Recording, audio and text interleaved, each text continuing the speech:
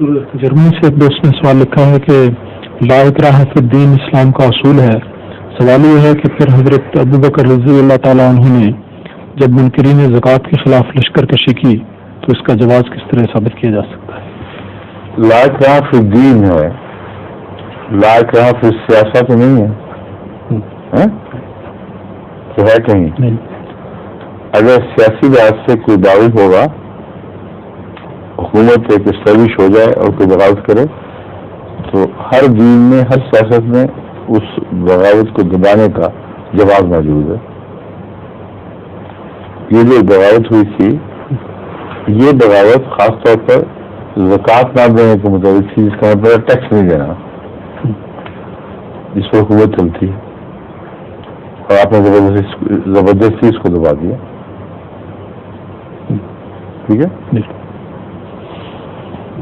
ظہور مہدی آخر زمان